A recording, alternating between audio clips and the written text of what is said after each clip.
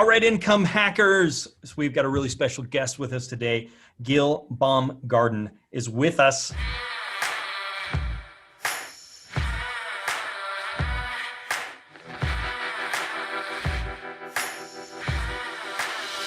Welcome, income hackers. This is your host, Ryan G. Wright. This podcast is for individuals and families who are interested in fast-tracking their financial success. You'll hear experts discussing topics like generating a residual cash flow, building wealth through real estate, financial literacy, creating a family legacy, and overcoming your fears. If you get value out of this podcast, please subscribe, rate, and review the podcast. It's a big help to me. We've got Gil with us.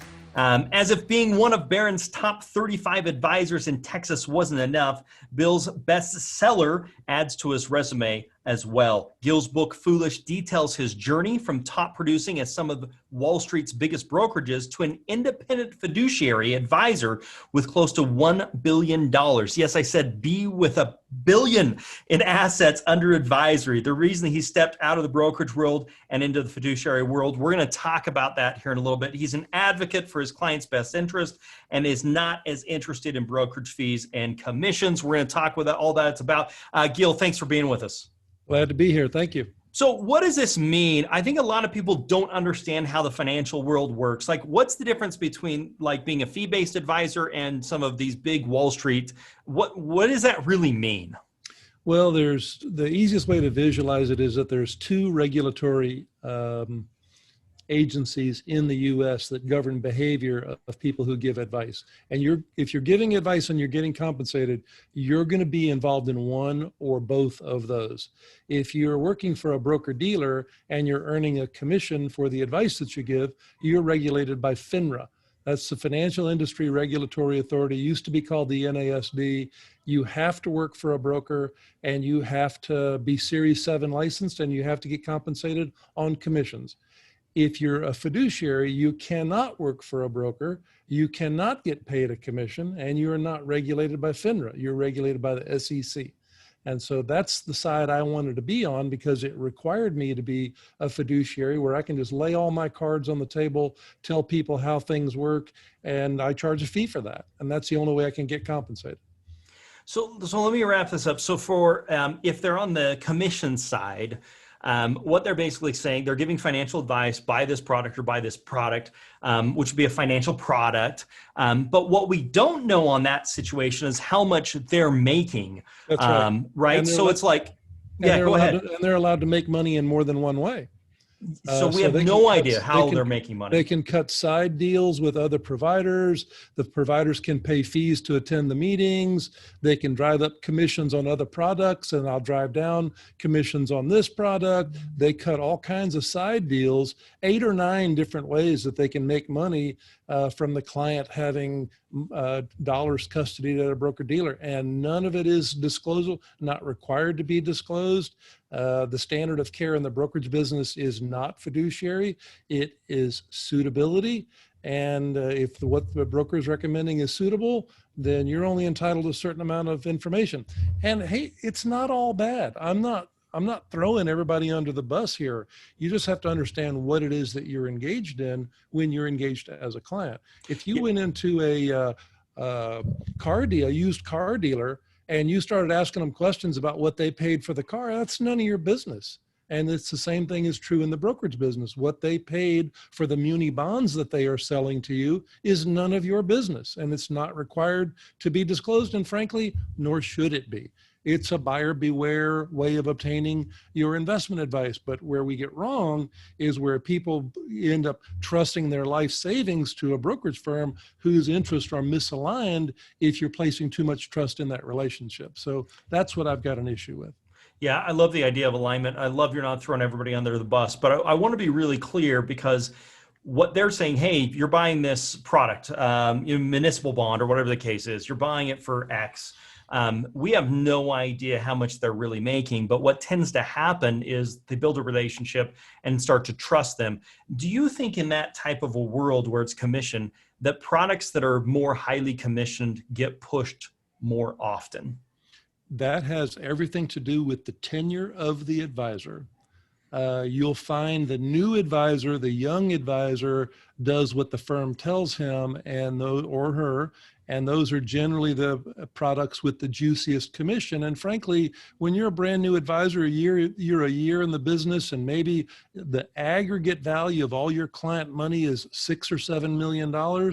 You have to be particularly hard on those clients in order to make a living while you're grinding out the accumulation of additional people to trust you with their money.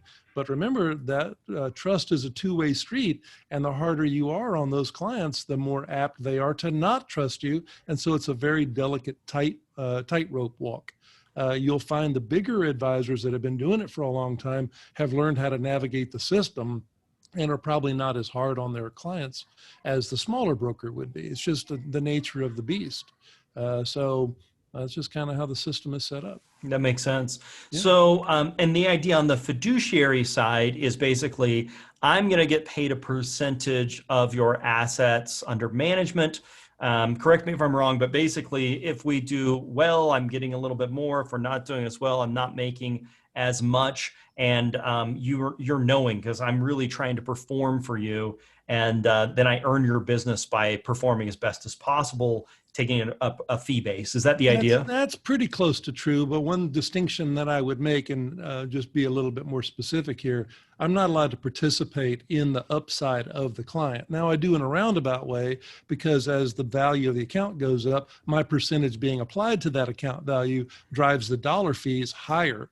But I'm not allowed to earn a percentage of their percentage, only in a roundabout way by the way the fees are calculated. So yes, it is that our interests are aligned, but it's not incentive based. That makes a lot of sense. Yeah. So let's say somebody's got a 401k. Let's get this really practical. Somebody's got a 401k, or they've got some money, or whatever the case is. What should they be asking an advisor to know if they're a fee-based or commission-based? What should they be looking for? Like, what are the top 5 questions or 3 questions? Or if it was you, what would you be asking? Well, let's separate the 401ks out from the question, because there's a separate set of rules that apply specifically to qualified plans. And so ERISA is a landmine for an advisor to be giving advice for compensation on a 401k, and most people would not want to do it.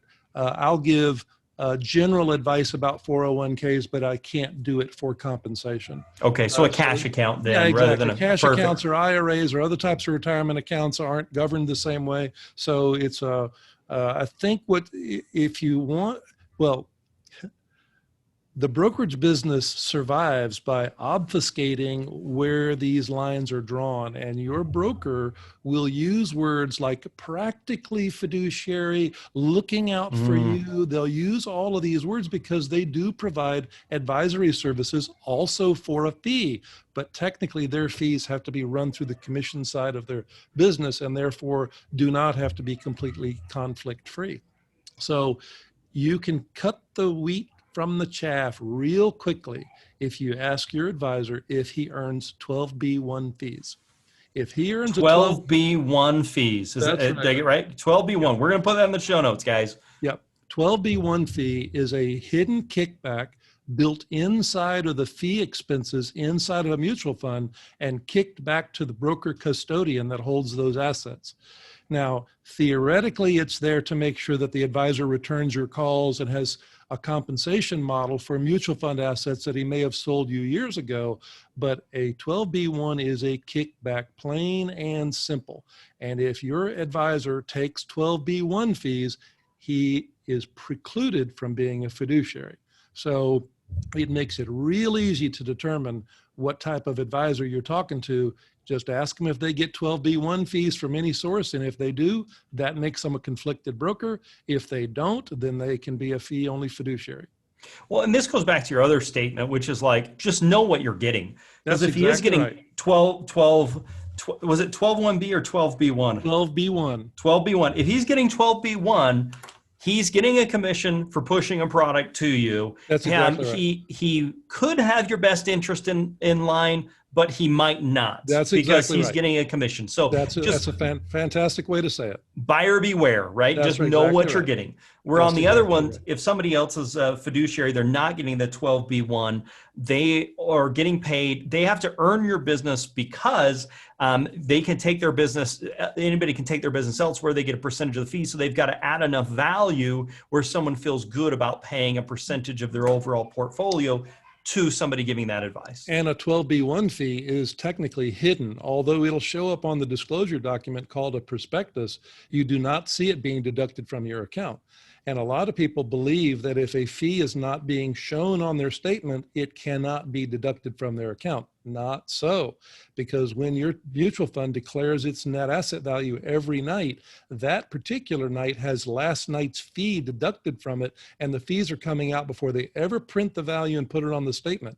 That's how people Oh. get so confused about what am I paying? Well, by the time the mutual fund declares what the net asset value is and puts it on your statement, all the fees have already been deducted. The 12B1's been deducted, the trading fees, the accounting fees, the marketing expenses, all of that gets deducted every single day. And so people look at their mutual funds, and then the mutual fund performance that you actually see is eroded by the compounded value of the fees that you've been paying that have been hidden from view. Makes sense. Makes sense. I did not know that.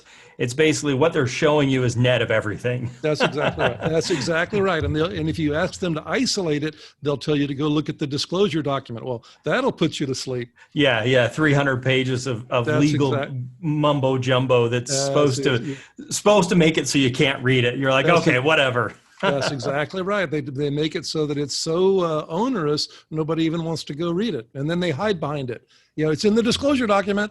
Yeah, you read it. Great. You signed off, you read it. That's exactly right. Yeah, nobody can read it. Well, and it's not plain English either. That's one of the things that drives me crazy about these legal documents. I know that's a tangent, but it's like, just give us plain English, right? Like, don't use these complicated words that nobody knows. Introducing the Investor's Edge real estate investing software for fix and flip pros. Target the most profitable deals in your area with ease and start capitalizing on opportunities you didn't even know existed. This simple-to-use software will make it easy to find properties for your flip and fix business, so you can focus on what you do best. Call 801-921-8751 after this podcast to get set up on a free trial. Okay, so Gil, you just tell us a little bit about this book, Foolish. Like, what's it about? What do we need to know? Well, so, I was 25 years in the brokerage business figuring out a lot of this. And frankly, I didn't know a lot of this information until about the last 10 years of my career. Wow. So I spent 15 years in Wall Street with much of this information being hidden from me. I didn't even understand how a lot of it worked. And then the engineer in me kind of took over, and I'm like, I'm going to figure this out. And as I started picking through it, I was like, this is not totally kosher. That's not kosher. And so my level of discernment went up as my knowledge also went up, and it really became somewhat unpalatable for me. I had a very large practice at the brokerage firm, and I built what I thought was an acceptable compromise between what's absolutely best for the client and what is, survivable for the firm. And the firm and the firms that I worked for had a agreement to disagree on a lot of issues, but my business was big enough to where they didn't really mess with me a whole lot. But they were kind of this nagging, don't you think you should do this? Don't you think you should do that? And almost all the time, it was good for the firm and bad for the client. And they would talk about how they were going to pay me to do this or that. Well, I'm not that interested in the money. I was more interested in doing a great job for my clients. And I just ultimately determined that I really needed to be a fiduciary to do the business the way I wanted to do it. And so, my boss, when I worked for one of these big brokerage firms and I was expressing my frustration over something, he said, you know what your problem is? You think you work for the client. And you in fact work for the brokerage firm. And the sooner you understand that, the less frustrating your life is going to be. And at that moment in time, I determined he and I weren't even in the same business. Yeah. And so that was the beginning of the last day of my firm, me and my firm's relationship. It took me over a year to get my ducks in a row. But I left the firm, and the firms also try to take possession of the client relationship, and they will threaten the advisor that if you don't do this or you don't do that, then, we're going to take these relationships away from you. And they would say things like that. And I would say, good luck with that. And we'll see how that goes. So I ended up leaving and took $300 million worth of client money from my last brokerage firm, which at the time was about 75% of my assets. And I've gotten the majority of the remainder since then. And we've had $300 or $400 million worth of deposits in the last 10 years from new and existing clients, and another 300 or 400 million of profits that have occurred in the meantime. And, there's the 1.1 billion that we have on deposit for our clients. We custody everything at a discount brokerage firm. We use Schwab, but, any one of the big, brokerage firms that are heavy discounters could work for the type of business model that I'm running. So clients aren't relying on me to hang on to their money for them. That we're using a third party that takes care of all that for us. Sure. But this is a big growth business. That's called the breakaway broker trend, is one of the biggest trends on Wall Street, as lots of advisors are deciding to go this route. So how'd you come up with the name Foolish? Well, the first 40% of the book is how brokerage firms make their money, all these little dark areas about the way they do things that people don't know about. So it's kind of a tell-all about the brokerage business and my evolution in figuring a lot of this out. The last 60% of the book is probably the important part, and that is, clients have a lot of self-harm tendencies, and they don't even understand it about themselves. And so the managing the money is the easy part for me. Managing people and understanding them, what they say versus what they do, and looking at their patterns of behavior and interacting with them and seeing how the husband and wife engage. And you can get a pretty good feel for what makes people tick. And I find that a lot of what makes people tick is antithetical to good investment policy. And it's my job. The hard part of my job is calling them out and saying, you know what, you've got some really damaging self-harm tendencies here. And let me tell you where I think they're coming from. And that type of conversation is extremely uncomfortable for a young advisor. An older advisor, hey, my business is built. I got plenty of money. I don't care what my clients do. I'm not wanting for my next paycheck.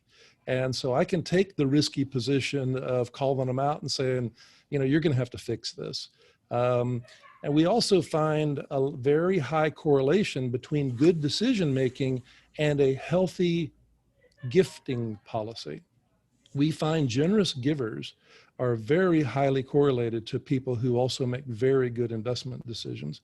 And that's interesting. There's a mental bondage, an emotional bondage that we have when we don't have our money in proper context. And the power that it can do for other people, and contextualizing that it's not just all about you, the investor, is a really important aspect of being a good decision maker. But why the correlation though? That I find that so interesting. You're basically saying people that are giving, charity, tithing, whatever you want to call it, whatever you're doing with it, people that are doing that, it correlates them being better investors. Why do you think that is? It is an amazing transformation when you see somebody go from having money as a tool mainly to keep score to somebody who sees what money can do as a tool to help them and others live more abundant lives. And that mental transition that occurs, the emotional transformation where we go from having the scarcity mindset, which is, I need to corral every dollar and the market is always victimizing me and it's all this woe is me because I'm constantly under attack. All of those thought processes almost always come down to one's perspective about their relationship with their money.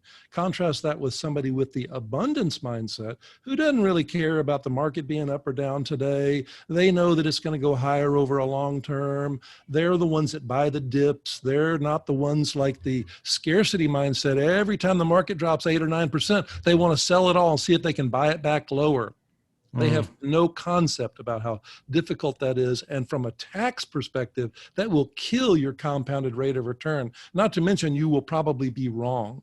And so it's just the people who have the abundance mindset are just so much better givers, and they're so much more relaxed about the way they take risk, and they let the market ebb and flow, and it just compounds to spectacular numbers, despite the fact that they're going to get their, what handed to them several times along the way, but they're not fearful of that. They're much more relaxed about their money. They also see that money can be a big tool to be given to other people, to charities, to the tithes, to, whatever gifts to your church or synagogue or whatever, whatever charity you believe in. But it's really an important part of gaining proper perspective with regard to risk taking. Yeah, I'm always surprised how investors are emotional, how emotionally driven that they are. A lot of people that haven't worked with them, and we work with a lot of accredited investors and that type of stuff, and it's so surprising the emotions that lead people to make poor decisions. Absolutely. When it's like, this is a poor decision. It's like, I don't care, I want to do it. It's like, no, you don't understand. Is your goal to make money, or is your goal to, to take control of this? Because in the end, it doesn't make sense. Well, in the end, what people want is they want peace of mind.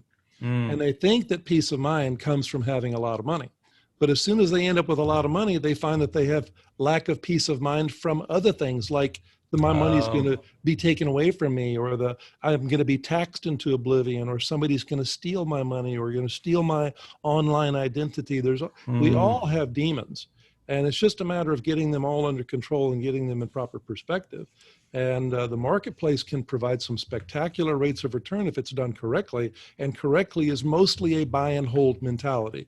You are not going to trade your way into spectacular returns. I don't care what anybody says. When the tax man wants a third or a fourth of everything that you make, and he doesn't want any of your losses, you cannot outrun the government's thirst for tax money. And buy and hold strategies just compound so much better. And under current tax policy, they're tax-free if you hold them forever. So people really need to get away from transactional methodologies, which is oftentimes what the brokerages talk about. They're trying to add their value by the spin they put on the ball. That is the wrong game to be playing. And so that's what we talk about is after-tax return, low cost, compounding methodology, charitable giving, and low-cost basis things that you bought years ago make spectacular currency for giving to charity because you can avoid the capital gains taxes. So all of this comes together in a synergistic package if it's all done correctly from somebody who's motivated by the right things and understands how the system works. I love it. Gil, let me give you maybe a little bit of a curveball here. Let's say you were starting all over again. You had your knowledge, you had your family, but you lost everything. Maybe you didn't lose everything. Let's just say you're starting over. You got $1,000 in your pocket. What would you do? Well, when I started my own business 10 years ago, I took a quantum leap in income, not only income generation, because my margins are a lot better than in the brokerage business, but the money started to find me. People were looking for me. And so having my own business was a total game changer. My income today is 6 times what it was 10 years ago. And so finding that for yourself is really the ticket. And I don't think that people who believe that they can go out and trade some GameStop stock or Bitcoin, I'm going to parlay my way into riches. It is not going to happen. You're going to end up making a mistake along the way that's going to wipe out everything that you had accumulated up till that point. The key is to compress your costs to the point where you can make nominal risk investments and let them accumulate for the ultimate goal, not to retire on them, but to use those dollars as seed money for you to start your own business for whatever it is that you're involved in. If you're a housing contractor, if you're building homes, if you're whatever it is. Well, I know a guy who was a purchasing agent for a railroad. And he figured out a way to save some money, and he bought a railroad car and put it in the rental pool. Next thing you know, he's got 523 railroad cars that he sells for like 13 million bucks. Wow. Okay. If he had not been saving his first few dollars to give him the money to buy the rail car, to then parlay that into 500 plus rail cars, he would never have been able to make it. And so I think people as perspective about what risk capital is about, you are not going to make your money by flipping liquid securities. That's where you store the money that you've made from your business. But if you store that money up until it gives you enough seed capital to in fact make a break for it and start your own business. I mean, I wanted to start my own business for years and years, and I just decided I was just too conservative. I had kids going to college, I had all these obligations, but eventually I got my house paid for, my cars were paid for, I had money in the bank, my kids' colleges were paid for. I could afford to throw all my oranges on the street and try to get them back in my cart. I love it. And it really worked well for me. And that's what I would encourage other people to do, is to invest in yourself and find a way to give yourself the financial flexibility to start your own business.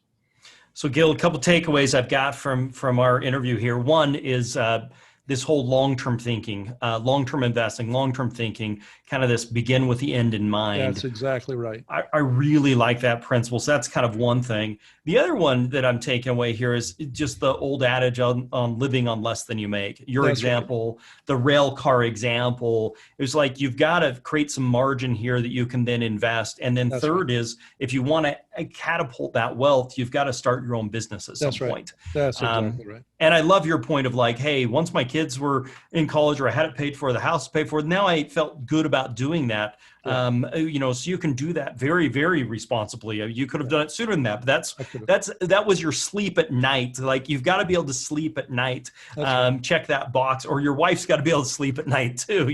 So you got to make sure you check both those. And you should not underestimate that, because the value of a supportive spouse is an incredibly valuable thing, and mine was for me as well.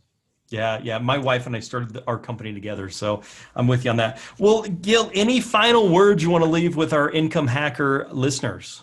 If anybody's interested in some of these principles, we write a bi-monthly blog. They can go to my website and sign up for that. That's segmentwm.com. Yeah, and we'll link that in the show notes as well. Yeah, spell it out for us. segmentwm.com/blog, BLOG. They can sign up for that there. There's no cost to it. We're not going to follow up. We're not going to be sending you marketing materials. When you put in your email address, you're just going to get the blogs that we write, and that's that. If you have an interest in calling us, call us. If you don't, no big deal. We just use it as an information service. And then Segment, with regard to the book, Foolish, that's on Amazon, made bestseller status the first month. And so Foolish, the subtitle is How Investors Get Worked Up and Worked Over by the System. So it's really about those two problems, one with the brokerage industry, and two, the self-harm tendencies that all investors have. So go to Amazon and buy one. Yeah, absolutely. Well, Gil, thanks so much for being with us. I really appreciate it. I love these takeaways with the long-term, live on less than you make, start your business. I love learning a little bit more about this 12B1 fees. That's a great question that if any of you are working with an advisor of any sort should be asking that question. And I love the title of the book. So Foolish, it's a great concept there. So thanks so much for being with us. Thanks for having me. Enjoyed it. Have a good day. Take care. If you got value out of our discussion today, please subscribe, rate, and review the podcast. It's a big help to me. Also, please share with a friend. Nothing is more valuable than creating financial friends who are like-minded. You can do that by inviting them to listen to the Income Hacker podcast. Bye for now, and make it a very profitable day. Income Hacker may receive payment on the show from sponsors and guests in the form of books, giveaway items, discounts, or other remunerations. This show is for entertainment purposes only, and before making any financial moves, consult with a professional who can intimately understand your personal situation.